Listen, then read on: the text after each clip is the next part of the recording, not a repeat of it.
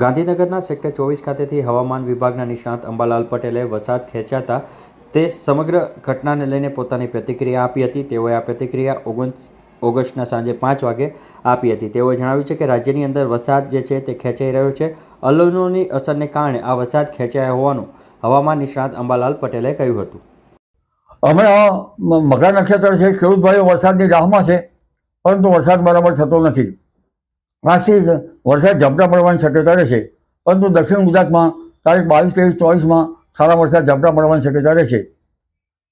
તેમજ બંગાળ ઉપસાગરમાં એક શાખા સક્રિય બંગાળ ઉપસાગર સક્રિય થતાં આ માસના એન્ડમાં સારો વરસાદી વહન ગુજરાતના ભાગોમાં આવવાની શક્યતા રહેશે.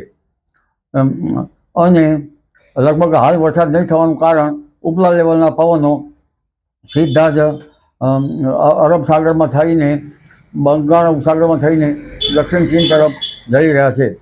એટલે બંગાળ ઉપસાગર જ્યારે દક્ષિણ ચીનમાંથી જે પવનો જઈ રહ્યા છે તે પવનો આવતા બંધ થાય તો જ બંગાળ ઉપસાગર સક્રિય થઈ શકે. બંગાળ ઉપસાગર સક્રિય થવાની શક્યતા આ માસના અંતમાં થવાની શક્યતા રહેશે, જેના કારણે હમણાં તો તારીખ 23થી 30 ઓગસ્ટમાં વરસાદ થવાની શક્યતા રહેશે.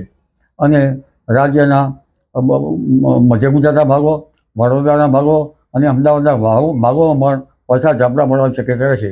આ ઉપરાંત ઉત્તર સૌરાષ્ટ્રના ભાગોમાં પણ વરસાદની ઝાપટા પડવાની શક્યતા રહેશે. કચ્છના ભાગોમાં પણ વરસાદ ઝાપટા પડવાની શક્યતા રહેશે.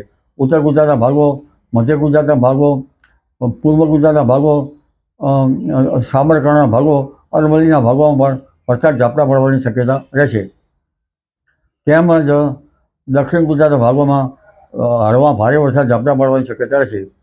મધ્યપ્રદેશના ભાગોમાં ભારે વરસાદ થતાં નર્મદાના જળસ્તરમાં વધારો થઈ શકે અને ડેમની નર્મદા સરદાર સરોવર ડેમની ઊંચાઈમાં પણ વધારો થઈ શકવાની શક્યતા રહેશે. પશ્ચિમ સૌરાષ્ટ્રમાં વરસાદ ઓછો છે. સપ્ટેમ્બરમાં હવાના હળવા દબાણ ઊભા થવાથી અરબ સાગર સક્રિય થવાની શક્યતા રહેતા પશ્ચિમ સૌરાષ્ટ્રમાં પણ વરસાદ થવાની શક્યતા રહેશે. ચોમાસાની વિદાય હવે ધીરે ધીરે થશે. સપ્ટેમ્બરની શરૂઆતમાં ઉત્તર ભારત તરફથી ચોમાસું ધીરે ધીરે વિદાય લેતું જોવા મળશે. હવે અલ નીનોની અસરની અંગે જોઈએ તો કેટલાક જાણા બળોના કારણે આ વખતે વરસાદ ભિન્ન ભાગોમાં થતો જોવા મળે છે. અલ નીનોની અસર ઓગસ્ટથી સપ્ટેમ્બર માસમાં ઘાતક સ્થિતિ અનુભવાઈ શકશે. એટલે અલ નીનોની અસર વચ્ચે પણ ઇન્ડિયન ઓશન ડાયપોલ સાનુકૂળ રહેતા વરસાદ થવાની શક્યતા રહે છે.